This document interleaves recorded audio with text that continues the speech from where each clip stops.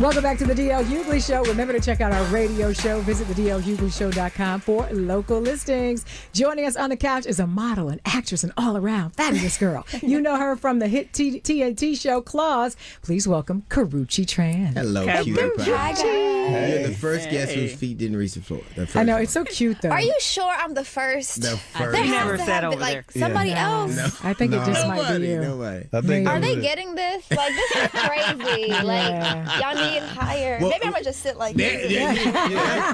Well, Victor won't like it, but we do. Oh, wait a minute. Let me get that again. Do it again. No, don't do it again. Don't do it. Don't do it. I used to buy clothes from you at Nordstrom. Yes, this was about 10 years ago, maybe. Yeah, and then I saw you on Claws. Yeah. That was it. It's crazy how life works out, Yeah, right? it is. And nobody It boosts is. me free socks no more. So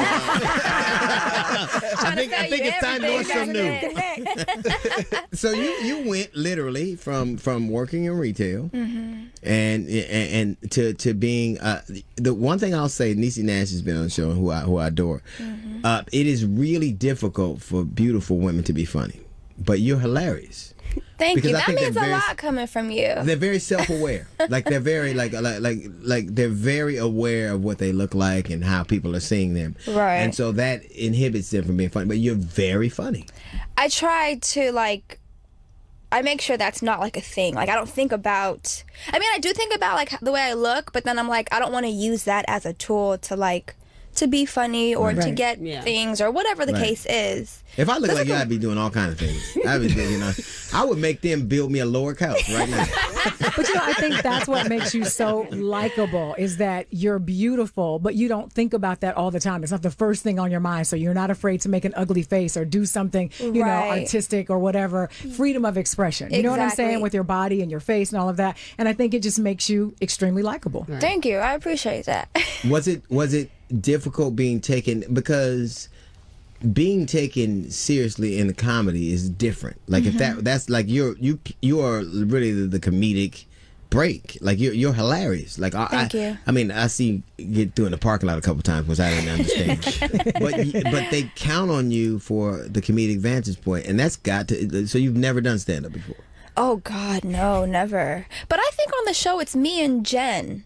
And like Dr. Ken, like when people tell me I'm funny on the show, I don't see it because You're very funny. You are funny. Yeah, very. But it's the little it's- things. Yeah. subtle. But I think that's because I'm so invested in my character in Virginia that I know like the little, the way she's gonna like move her Right. hands Right. and the way she's gonna look, and I don't know, maybe that's just I don't Innate. know. It's so interesting. How did you get the gig? Like did you audition for it? It came through my agency. Right. I Are you was still with them?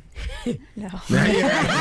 She's too big for them now. I just Nobody stays with recently they'll stay with the boyfriend or the agency. Nobody ever does. And so it just came in as like a regular audition. I was actually out of town at the time. And I was like, no, I want to be, you know how it is. Like, you want to be in the room and you want to feel the energy. So I requested to come in, to see the casting director. And I did. And I came back for studio and network. And So you requested for them to meet with you before you read for the role? Instead of doing a self-tape. I'm sorry. of course. Because at the Yeah, time, I wasn't there. So. So you said, come see me. You need to see all this for you. Don't. Well, yeah. Tape can't get this. Yeah, you're not going to. Self-tapes are so like. Impersonal. Yeah, And they're and then sometimes you not a redo real them and you reflection, redo them and you rewatch them and you're like, this one, that one, I don't know. You don't want to overwhelm them with too many. It's like you gotta you gotta knew be when they there. saw your ass, they would go, damn, that's what you know. Can't no 3D get all this. But back then, I was still kind of in the beginning stages of my acting career. What does that mean? Well, Claws is the biggest production I've ever been a part of. Sure. I've done like lower budget, independent things before. What was your first thing? For TV One, it was a horror film called Fright Night Files. This was like maybe 9-8 years ago, Right. And I had like one line, Right. and I was so nervous, Right. And from then that sparked my interest in acting. So you didn't want to be an actress before? Not growing up. No. What'd you want to be growing up? everything under the facts. world. Before I became an actor, I was styling. Yeah, you were a dope stylist. Yeah, she used to make me look fly as hell. What happened? Oh. Wow. I tried. Yeah. No, I'm fly. Don't say try. Was he really bad when he first showed I up? get back at you for the short jokes. Yeah, there you go. I tried, but it didn't work. Yeah, you know what I loved about you? I normally don't like people, because stylists have most stylists put you into the things they think, and they already paint the canvas for you instead of right. You actually said this is cool and this ain't, and that's why I can see that you're good at your gig, because you listen. One of the great things about being a good actress is hearing. Yeah. And one of the things about being an artist, which you were, which is as a stylist, is hearing. Right. Yeah. So maybe that's why. I like to, collab and like put everyone's, even when I'm working like, on a character on a show or whatever it is, I like to get the director's opinion or the producers if they have anything, about a character. But also I stand very firmly in what I believe the character is, or Has there ever been a time when you believed it was something and they didn't believe it was and you won? Yes. So you always win? No, I don't. So you always I did a film last Karrueche year. means victory. That's the We'll be back with more of Karrueche Tran on the D.L. Hughley Show.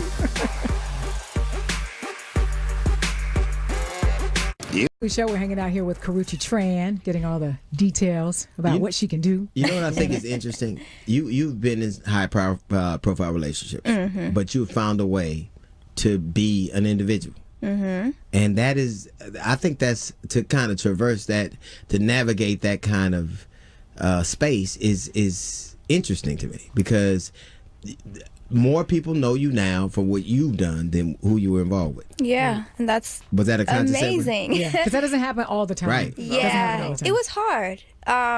It was very hard, and when I came to a point in my life where I was just like, this has happened.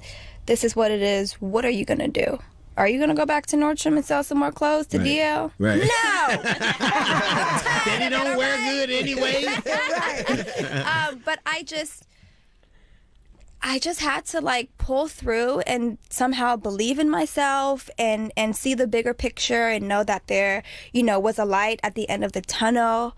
But in the thick of that was tough, because as humans, being in a relationship is hard enough as it is. Sure. But it being publicized and it being on such a huge platform for everybody to see. And the way you introduced to people. It was the way people... Exactly. And, I unfortunately...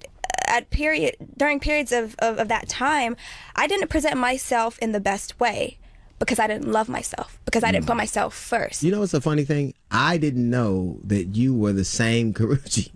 I didn't know. From Nordstrom. I didn't know. Yeah.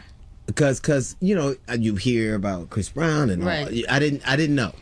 When I saw you at the Def Jam thing, that's where I saw. That's where I saw you at Def Jam. Yeah. After me and Dave Chappelle, I saw you at Def Jam, and I went, because you were so different. Yeah. In the zeitgeist than you were in my interaction with you. Right. And then you looked so strong. Like I saw you on an interview, and you were talking about your new relationship. And the thing that I can see now, as opposed to then, is you look happy, but sure. Yeah. What would you have wanted people to know? Because you always were smart, earnest, attractive, and professional, and like you were humane. Like that, it's really difficult. People don't, for a beautiful woman to be kind of even humane sometimes. And you were all those things. So what do you think it was that people saw that was a constant through line that you didn't think was fair?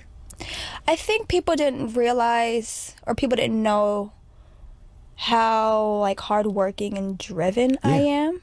But then again, I think I have to take partial blame and say I was at a state of mind where I didn't put myself first. So that was also my fault.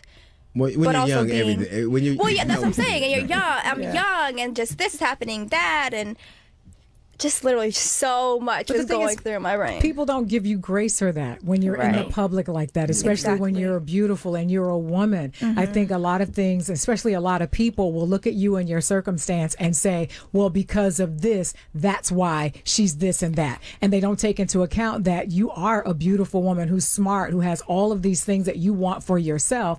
And they don't give you grace to say, okay, but I have to go through some things. I have to learn to love myself first. Exactly. You don't get that kind of grace. But most people don't get, you know what most people don't get?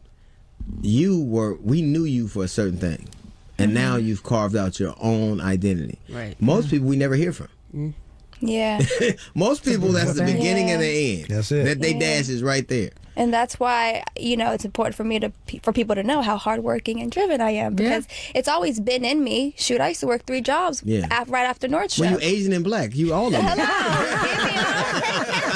me that money. Exactly. You sold me the clothes that didn't look good on me, and you actually sold them, so it's nice. Right, and I made commission, so that's all I cared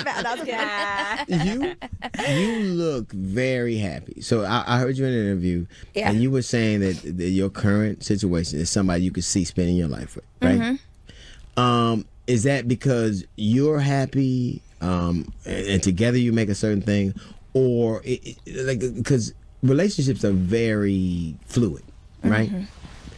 Do you think that you met him at the right time in your career, and y'all just jiving, you just flowing together, or is it all those things kind of together?